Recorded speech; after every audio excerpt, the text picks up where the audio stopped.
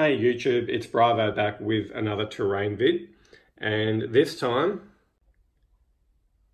we're going to be looking at my terrain walls, and I figured it was about time that maybe I did a quick tutorial for you guys as to how exactly it is that I paint my walls, which obviously involves dry brushing, which a lot of people would already be pretty familiar with. There's a ton of videos out there about the process, but for what it's worth, for those that might be new to the hobby or maybe looking for an alternative method to what they use, I'm going to take you through exactly how it is that I do it to get this sort of effect that you are looking at right now. So let me get set up in the garage and we'll get stuck into painting up one of my walls.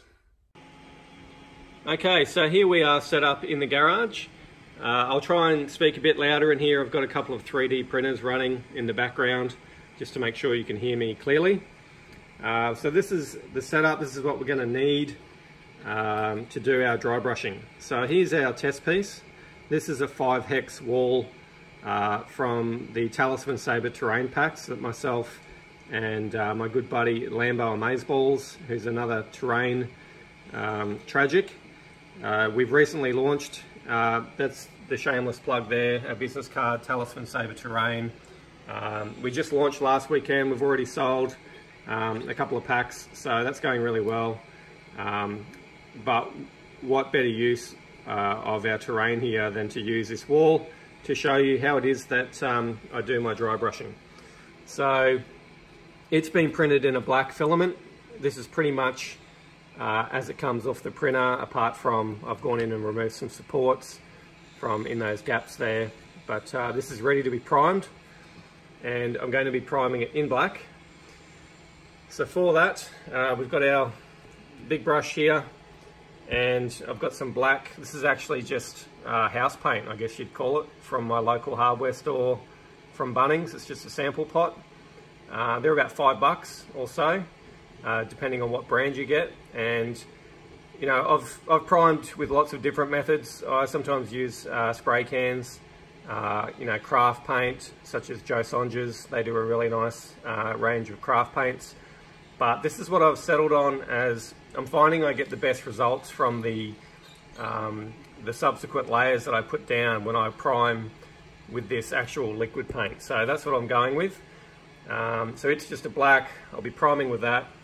And then this is, I guess, the secret sauce of my dry brushing. Not that it's really a big mystery or anything, but this is the system that I've settled on. I've got my 1, 2, 3, 4. These are all sample pots of paint, again from my local hardware store here in Australia, that's Bunnings. And they're about $5 each, and you obviously get quite a decent amount for that. You know, these are going to last me forever pretty much. These ones I'm only about a third of the way through, and I've been using them for nearly a year. And basically the system is I dry brush 1, 2, 3, 4 in 4 steps. And number 1 is the dark grey. Number 2 is sort of a more mid grey. 3 is a light grey, and 4 is a very light near white grey. And that's the dry brush steps that I do. And as I go through each step, I get lighter and lighter in the application of the paint, which I think gives a pretty good effect at the end of the day. So they're the paints I'll be using. So we've got, you know, for you, your mileage may vary. You may want to use, you may have a palette of greys that you know work for you. But for anyone that is interested, I'll try and remember to put in my description the actual paint names of what I use, so that you can match them up if you so wish to get the same sort of effect. So aside from obviously something to paint, with the brush, this is just a pretty crappy brush from a craft store. It's like $1 or $2 or something. But if you're doing a lot of dry brushing, you're going to go through them pretty quick, and they don't have to be obviously, you know, tip-top quality. It's not precision work. It's more, you know, just something with a decent sized bristle for what you want to do. Obviously I have different size brushes because I'm doing a big piece like this.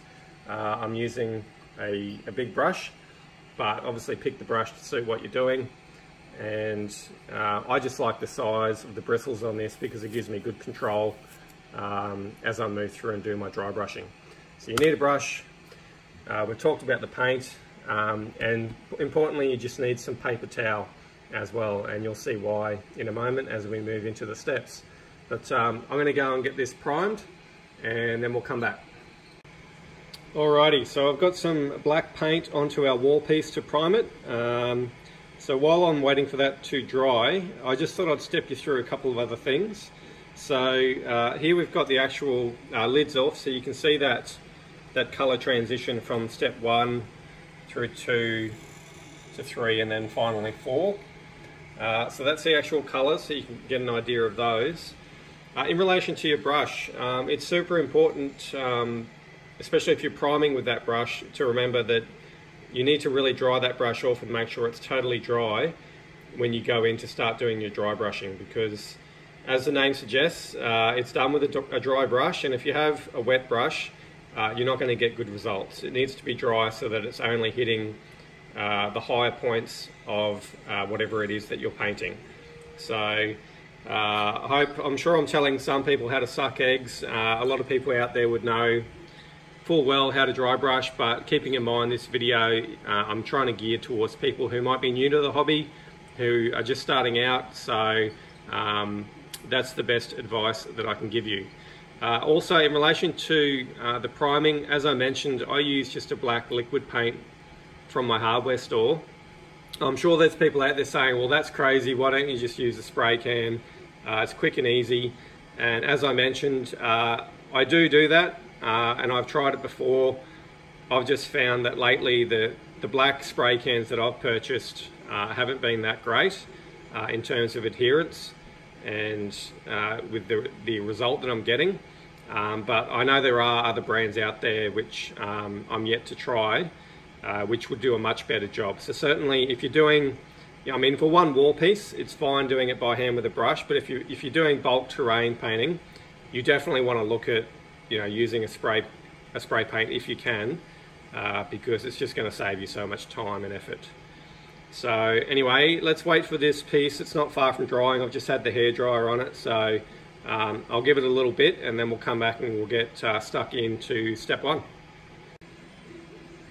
Okay, so our base coat's dry, and I'm just going to take you quickly through the actual wall piece. When you're dry brushing, the more texture that you have on the piece, the better it is the effect that you're going to get from the dry brushing. So as you can see, you've got some really nice stone and brickwork on this model. You've got the skulls on the actual pillars there, and the little Reaper bust set into an alcove. So all of that sort of stuff really lends itself well to the dry brushing process, because basically with the model being black and then applying the grey shades of dry brushing, we're only looking to hit the high points. So you're naturally going to have any deep recesses are going to stay black, and then as protrusions come away from the brickwork, you're obviously going to pick up those high points with the greys through to the very light grey at the end there on the tips. So that's just a quick overview of how the dry brushing process works. So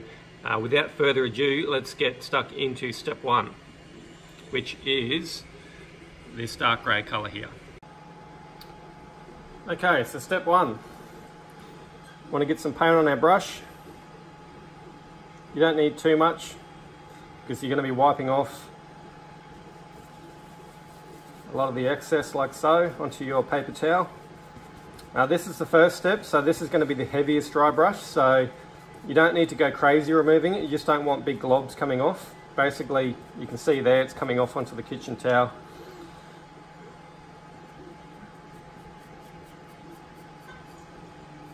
And we're just going to start brushing it on. Now, we don't need to be too scientific or perfect with the application.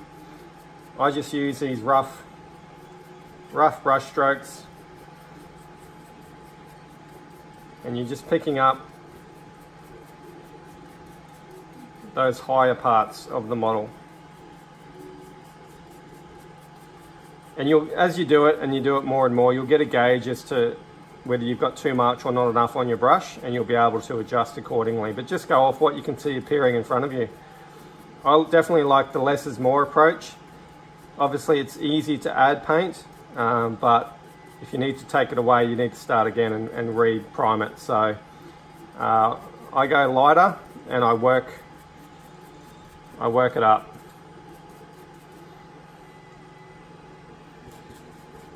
So I won't bore you showing me doing this whole thing. I'm going to stop it there. I'm going to go through and finish this front and back with the number 1 dark grey, and then we'll come back for step 2.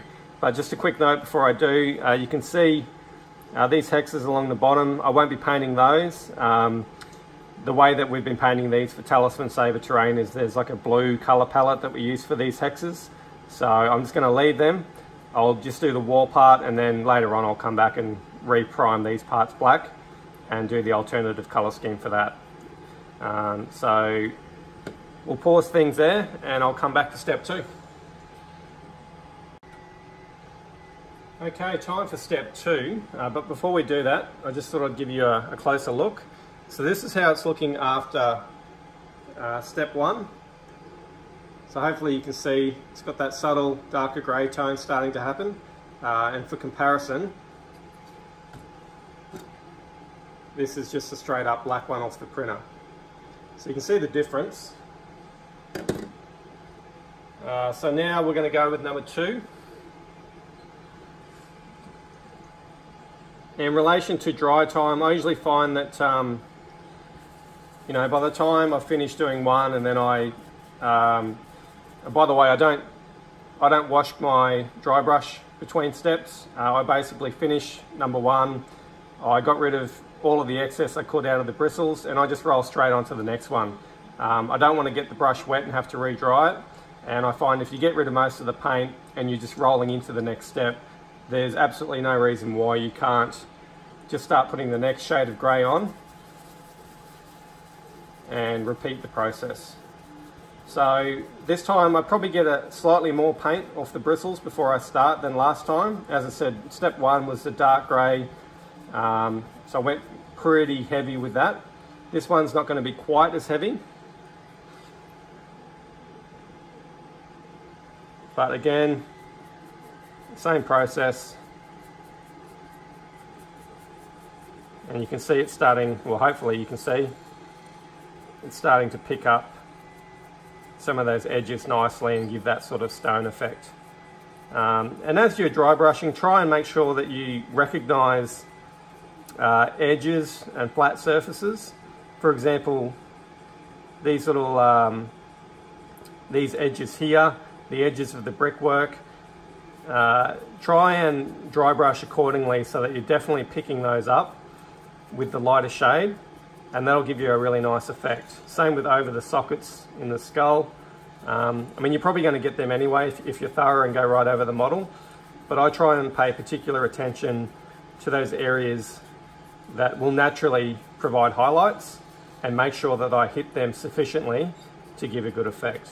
But again, I'll pause now. I'll keep going with step number 2, and then we'll come back for step 3 after that. All right, so step 2 is done, and I'll give you a look a bit closer up again. So that's how we're looking now. So you've got that more mid-grey introduced into the colour scheme. So it's starting to look a little bit more like stone. And again, for comparison, this is how we started out. So I'm going to get started on number 3 now, which is our lighter grey, but not the lightest. It's step 3 of 4. We still have the final highlight to come, which is 4, but this is our lighter grey. So again, as I said, as you move through the colours from dark to light, so too do you want to lessen the pressure on the brush when you dry brush. Because if you start going too hard with these lighter colours, you're just going to basically obscure the darker colours you've already done, and the whole thing will look way too light. So spend a bit more time getting the paint off your brush. Hopefully you can see this, but you want to get to the point where there's just a hint of paint coming off onto the towel.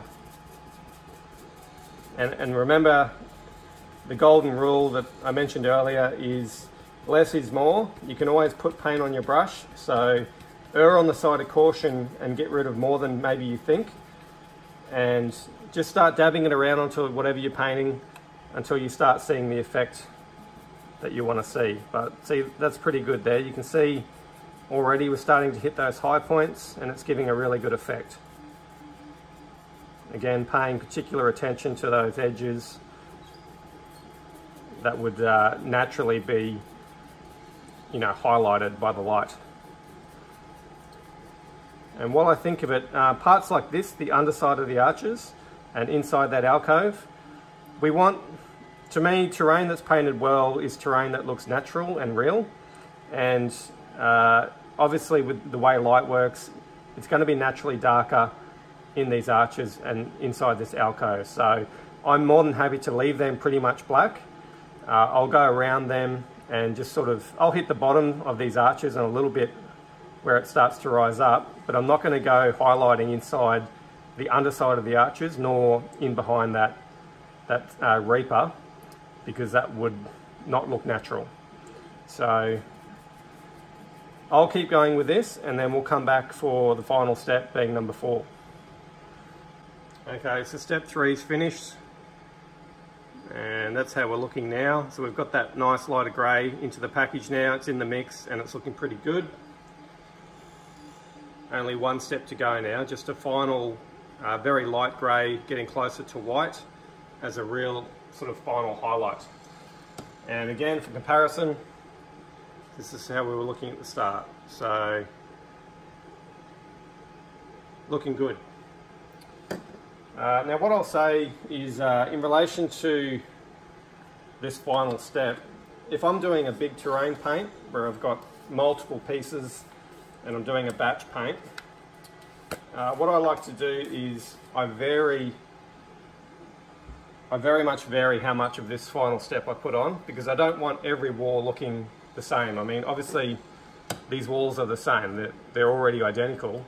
I don't want to therefore paint them identically, because then over a full terrain set, it's just going to look silly, really. It's going to look like the same wall has been replicated over and over, which we all know it has, but if you can paint it in a way, in my view, that makes every wall look slightly different, you know, that's a good thing, because it gives a natural variance, which across a whole terrain set just gives a much better aesthetic, I feel. So that's how I paint my terrain, and certainly in Talisman Sabre Terrain, both Lambo and myself have been adhering to that principle. And you'll notice that when we post photos of our terrain, for example, hexes, we do a reddy brown coloured hex, and across a full floor there might be 3 or 4 hexes that are vastly different in how dark or light they're finished. And we do that intentionally because we feel it gives a better look. So I bring that up because for the one wall piece, yes, I'm going to hit it with step 4 to my usual, I guess, amount. But if I was doing 4 or 5 of these walls, some I would hit pretty hard, some I would hit sort of medium, and some I would barely touch with it to give that variance. Because as you'll see, this final colour is so light that it doesn't take very much to change the appearance of the piece. So that's just something I thought I'd mention if you are batch painting terrain. I feel it's a good way to go about it. So same thing again, putting the paint on our brush and then getting rid of the excess. And as this is the final step, I'm really going to make sure, it's important to make sure you've got it all the way across the cross section of the brush, because you don't want to be hitting on a certain angle and not be getting the correct paint onto the model.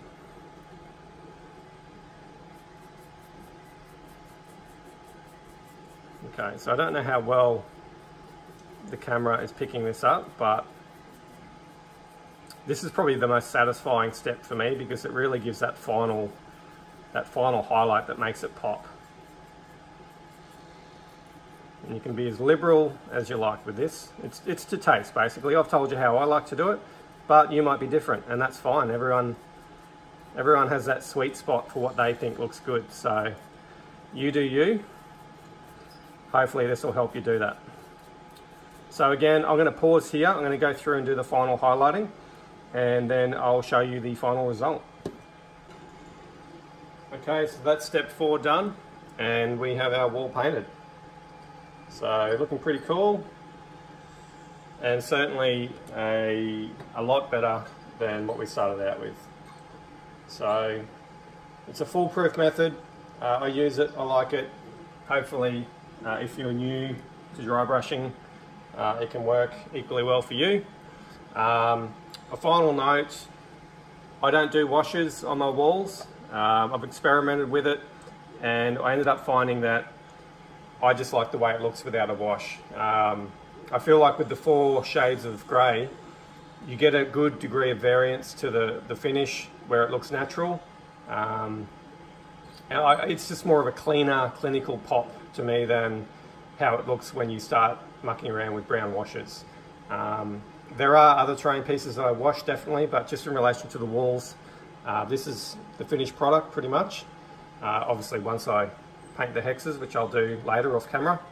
But that's pretty much it.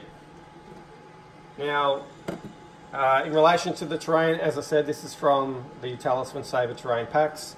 I'll finish with a quick and shameless plug. That's us, myself and Lambo Amazeballs. We're both very active in the Gloomhaven terrain scene. We've collaborated and we've just launched our products. If you go to Facebook and search Talisman Saver Terrain, there's a lot of posts on there with our photos and some pricing information. So yeah, if you're interested, check it out. If not, hopefully at the very least, I've helped you to learn how to dry brush and get stuck into it, because it's a lot of fun. All right, thanks for watching, and I'll see you in the next video.